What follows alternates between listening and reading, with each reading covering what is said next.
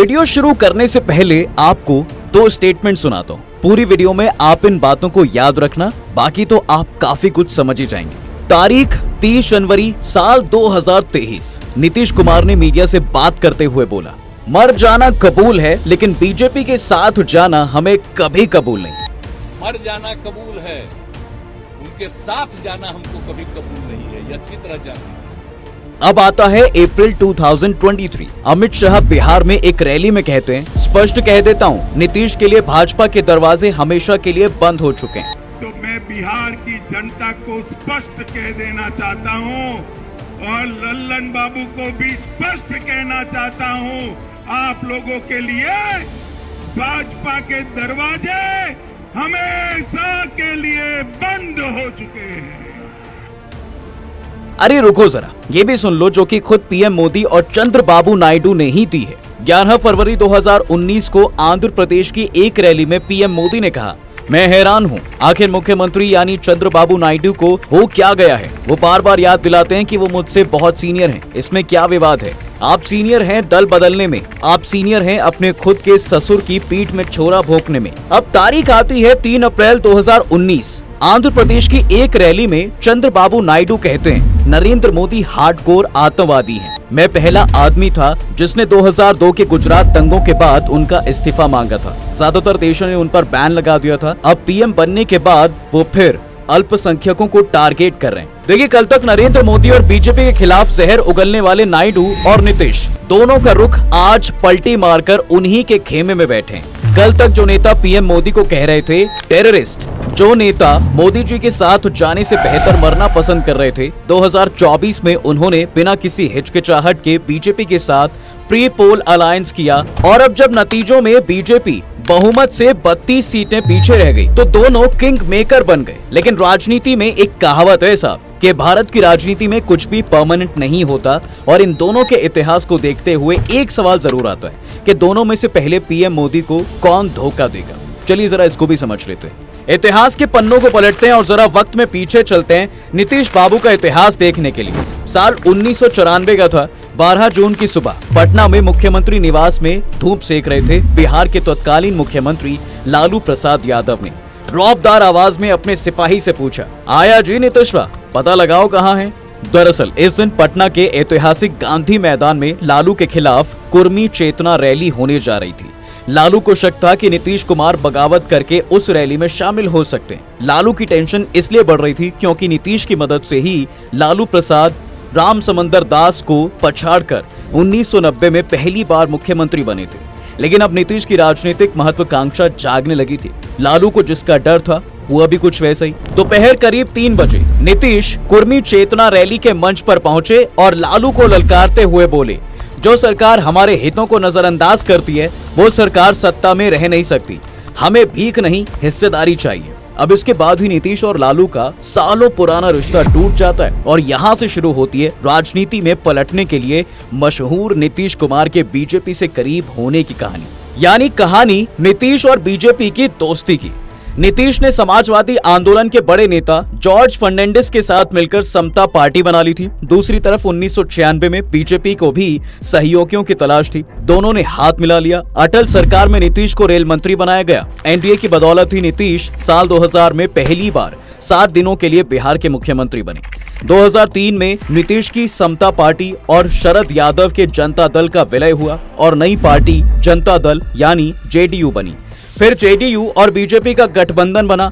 नीतीश 2005 और 2010 में बिहार के एक बार फिर से सीएम बनते हैं, यानी कि बीजेपी की एनडीए वाली सीएम। लेकिन अब आती है दोस्ती में दरार। पटना में साल 2010 में एनडीए गठबंधन की राष्ट्रीय कार्यकारिणी की बैठक हुई।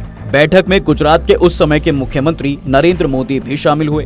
अगले दिन के अखबारों में बीजेपी ने नीतीश और मोदी की एक दूसरे का हाथ ऊपर उठाए फोटो को एडवर्टाइजमेंट के तौर पर पूरे पेज में छपवाया। नीतीश ने इस पर ऐतराज जताया और एनडीए के डिनर में भी शामिल नहीं हुए। उन्होंने यहाँ तक कह दिया कि वो 2008 के बिहार बाढ़ राहत के लिए गुजरात सरकार द्वारा दिए गए 5 करोड़ रुपए वापस कर देंगे। इसके बाद एनडीए गुजरात के उस समय के मुख्यमंत्री नरेंद्र मोदी को अपना प्रधानमंत्री कैंडिडेट अनाउंस करती है और इधर नाराज होकर नीतीश कुमार ने 16 जून 2013 को 17 साल से बीजेपी के साथ चला आ रहा गठबंधन तोड़ दिया। नीतीश ने उस वक्त कहा कि गठबंधन का नेता एक स्वच्छ और धर्मनिरपेक्ष छवि वाला होना चाहिए। आगे कहा कि मैंने जब बीजेपी पर भरोसा किया था वो अटल जी का युग था, अब पार्टी का नया अवतार हो चुका है। भरोसा किया था वो अटल जी का एरा था, अब अटल जी का एरा नहीं है, तो अब वो एरा समाप्त हो गया, अब आपका नया अवतार हो चुका है। नीतीश ने यह भी कहा, मिट्टी में मिल जाएंगे, भाजपा के साथ वापस नहीं जाएंगे। रहें या मिट्टी में मिल जाए, आप लोगों के साथ अब कोई समझौता भविष्य में नहीं होगा। हालांकि ये पहली बार था। जेडीयू ने 2014 का लोकसभा चुनाव अकेले लड़ा और 2 सीटों पर ही सिमट गई। बीजेपी को 22 सीटें मिली। नीतीश कुमार ने हार की जिम्मेदारी लेते हुए सीएम पद से इस्तीफा दे दिया। इसके बाद महागठबंधन बना और नीतीश बिहार के फिर से मुख्यमंत्री बने और तेजस्वी बने उप मुख्यमंत्री। लेकिन इसके बाद 26 जुलाई 2017 को नीतीश कुमार महागठबंधन से अलग हो जाते। रातों रात उन्होंने एनडीए के साथ मिलकर बिहार में सरकार बनाई और मुख्यमंत्री बने। नीतीश के बीजेपी में शामिल होने के बाद लालू प्रसाद यादव ने कहा, नीतीश कुमार बिहार की राजनीति के पलटू राम हैं। उन्होंने फिर से साबित कर दिया कि वो सत्ता के लिए कुछ भी कर सकते हैं। वहीं पीएम नरेंद्र मोदी ने इस पर नीतीश कुमार को बधाई देते हुए ट्विटर पर लिखा, भ्रष्टाचार के खिलाफ लड़ाई में लड़ने के लिए नीतीश कुमार जी को बहुत बहुत बधाई। 125 करोड़ नागरिक ईमानदारी का स्वागत और समर्थन कर रहे हैं। देखिए, बीजेपी के साथ जाने का फायदा नीतीश कुमार को 2019 के चुनाव में भी मिला। उनकी पार्टी जेडीयू ने 16 सीटों पर जीत हासिल की, जबकि बीजेपी को 17 सीटें ही मिली। लेकिन अब हवा का रुख फिर बदलने वाला था। 2022 में अपने पटना वाले घर में जेडीयू विधायक दल की बैठक के दौरान नीतीश ने कहा कि बीजेपी ने हमें खत्म करने की साजिश रची। बीजेपी ने हमें अपमानित किया और लगातार पार्टी को कमजोर करने की कोशिश की। इसके बाद 9 अगस्त 2022 को नीतीश ने भाजपा के नेतृत्व वाले एनडीए के साथ अपना गठबंधन खत्म कर दिया। उन्होंने मुख्यमंत्री पद से इस्तीफा दे दिया। उन्होंने आरजेडी, कांग्रेस और अन्य पार्टियों के साथ मिलकर 164 विधायकों की एक टीम बनाकर नई सरकार बनाई। तेजस्वी यादव को डिप्टी सीएम बनाया गया और खुद 8वीं बार बिहार के मुख्यमंत्री पद की शपथ ली। इस बार नीतीश सिर्फ अलग नहीं हुए थे, बल्कि एनडीए और नरेंद्र मोदी को सत्ता से बेदखल करने के लिए कुछ भी करने को तैयार थे। एनडीए से अलग होने के बाद नीतीश कुमार ने विपक्षी गठबंधन इंडिया को बनाने में भी नीतीश ने अहम भूमिका निभाई। 30 जनवरी 2023 को नीतीश कुमार ने मीडिया से बातचीत के दौरान कहा, मर जाना कबूल है, लेकिन उनके साथ जाना हमें कबूल नहीं है। अप्रैल 2023 में अमित शाह ने वही बयान दिया जो मैंने आपको वीडियो में शुरू में सुनाया था। लेकिन इन सब के बावजूद नीतीश ने एक बार फिर पलटी मारी। दरअसल नीतीश के इंटरनल सर्वे में उन्हें एनडीए के साथ चुनाव लड़ने में फायदे का पता लगा। इन तमाम समीकरणों के बीच नीतीश कुमार ने जनवरी 2024 में कांग्रेस वाले महागठबंधन से नाता तोड़ लिया। नीतीश कुमार ने कहा कि सब कुछ ठीक नहीं चल रहा था, इसलिए ये निर्णय लिया।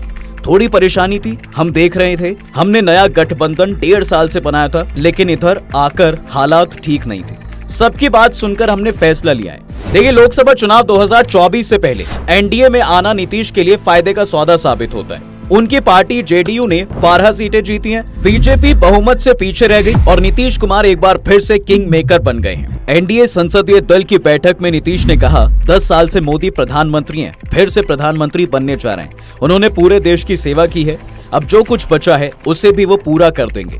आप जो चाहेंगे उसके पीछे हम लोग खड़े रहेंगे। यानी अब एक बार फिर नीतीश कुमार मोदी जी को फुल बैक कर रहे हैं। लेकिन इस इतिहास से लगता है कि फुल बैक करने वाले नीतीश कभी भी बैक फ्लिप मार सकते हैं। खैर, अब नीतीश बाबू से बाबू यानी चंद्रबाबू नायडू की तरफ चलते हैं। देखिए, चंद्रबाबू नायडू की राजनीतिक पारी 1970 के दशक में कांग्रेस के साथ शुरू हुई थी। इसके बाद कॉलेज के दिनों में नायडू नेशनल यूथ कांग्रेस से जुड़े। 1978 में कांग्रेस के टिकट से चंद्रगिरी सीट से पहली बार विधायक बने।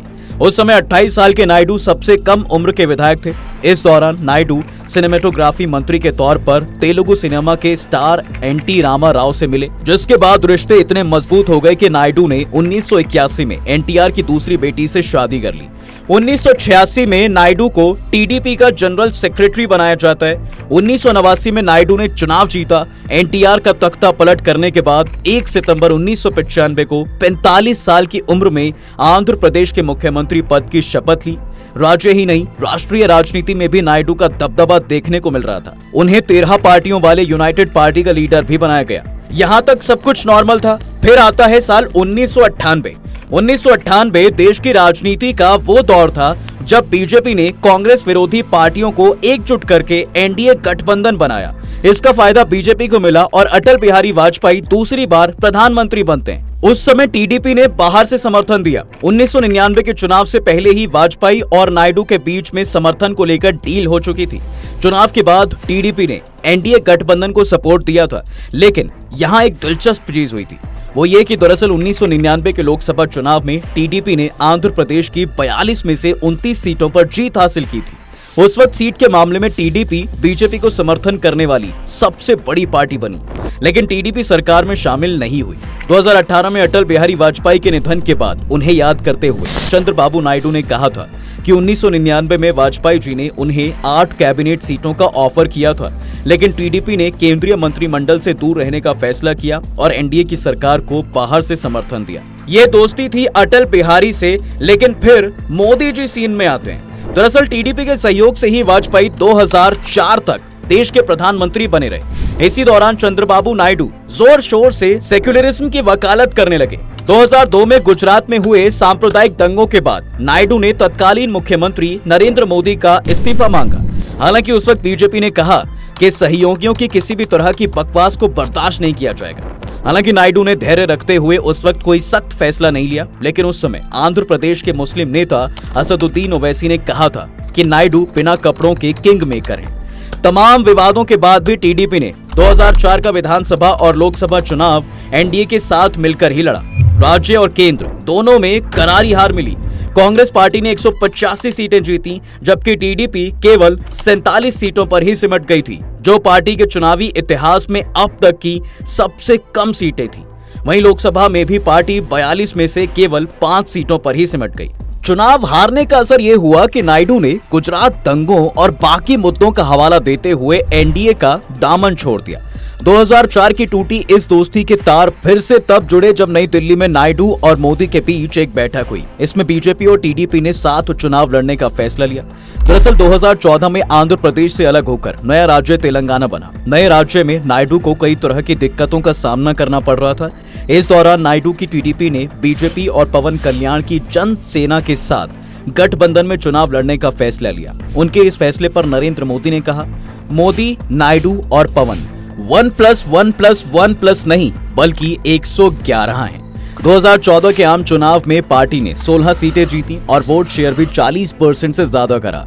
वहीं राज्य विधानसभा चुनाव में नायडू के नेतृत्व में पार्टी ने 175 में से 102 सीटें जीती। वहीं बीजेपी ने 2% वोट के साथ 2 लोकसभा सीटें जीती। टीडीपी को केंद्रीय मंत्रिमंडल में भी जगह मिली, जबकि बीजेपी के विधायकों को नायडू सरकार में मंत्री बनाया गया। लेकिन 2017 इस दोस्ती में फिर से दरार आती है और एक बार फिर नायडू ने एनडीए छोड़ दी। दरअसल अगस्त 2017 में वेंकैया नायडू को सरकार से हटाकर उपराष्ट्रपति बना दिया गया। 2014 में टीडीपी का एनडीए के साथ चुनाव लड़ने की एक वजह वेंकैया नायडू भी थे। वेंकैया नायडू नई दिल्ली में चंद्रबाबू नायडू के सबसे भरोसेमंद थे और वेंकैया के जाने के बाद सत्ता के गलियारों में आंध्र के मुख्यमंत्री का दबदबा कम हो गया। ये दरार और गहरी हो गई क्योंकि नायडू को पूरे 1 साल तक प्रधानमंत्री से मिलने का वक्त नहीं मिला। उधर पवन कल्याण ने नायडू के बेटे नारा लोकेश के खिलाफ भ्रष्टाचार के आरोप लगाए, जिससे टीडीपी को लगने लगा कि उनके खिलाफ ये सब कहानी बीजेपी ने लिखी है। नायडू ने 2018 में आंध्र प्रदेश को विशेष राज्य का दर्जा देने की मांग जोरों शोरों से उठाई। यहाँ तक कि मोदी सरकार में अपने दोनों नेताओं को भी वापस ले लिया। आंध्र प्रदेश को विशेष राज्य का दर्जा नहीं मिलने की वजह से भी टीडीपी ने एनडीए गठबंधन से किनारा कर लिया। एनडीए से अलग होने के बाद टीडीपी ने मोदी सरकार के खिलाफ अविश्वास प्रस्ताव पेश किया। हालांकि ये प्रस्ताव खारिज कर दिया गया। 2018 में तेलंगाना विधानसभा में टीडीपी के महज 2 विधायक ही रह गए थे, जबकि 2019 के चुनाव में आंध्र प्रदेश में विधानसभा चुनाव में टीडीपी केवल 23 सीटों पर सिमट गई। जगनमोहन रेड्डी की सरकार आने के बाद टीडीपी राज्य में पंचायत, नगरपालिका, उपचुनाव समेत सभी चुनाव हार गई। इसके बाद 2019 की एक चुनावी रैली में 2002 गुजरात दंगों का जिक्र करते हुए नायडू ने वही कहा जो मैंने आपको शुरू में सुनाया। फरवरी 2019 में केंद्रीय गृह मंत्री अमित शाह ने कहा कि नायडू के लिए एनडीए के दरवाजे हमेशा के लिए बंद हो गए हैं। उन्होंने नायडू को यू टर्न सीएम करार दिया था। लेकिन इसके बाद आती है वापसी की बारी। 73 साल के नायडू को लगा कि भाई उनका राजनीतिक करियर खत्म हो सकता है। एक रैली के दौरान वोटर से भावनात्मक अपील करते हुए उन्होंने कहा, अगर टीडीपी सत्ता में नहीं आती है तो 2024 मेरा आखिरी चुनाव होगा। जून 2023 में 5 साल में नायडू ने पहली बार अमित शाह से मुलाकात की थी। एक्टर से राजनेता बने पवन कल्याण ने भी मोदी और नायडू को साथ लाने का काम किया। 2024 के चुनाव के 1 महीने पहले मार्च में टीडीपी एनडीए में शामिल हो गई। ऐसे में अब इन दोनों ही नेताओं का ट्रैक रिकॉर्ड देखकर यही समझ में आता है कि राजनीति में सिर्फ एक चीज परमानेंट है कि कुछ भी परमानेंट नहीं है। बाकी आपको क्या लगता है कि कौन पहली पलटी मारेगा या फिर सरकार सही चलेगी? बताइए जरूर हमें कमेंट में। वीडियो अगर पसंद आई हो तो इसे लाइक और शेयर कर दें और जाते जाते चैनल को सब्सक्राइब जरूर करें।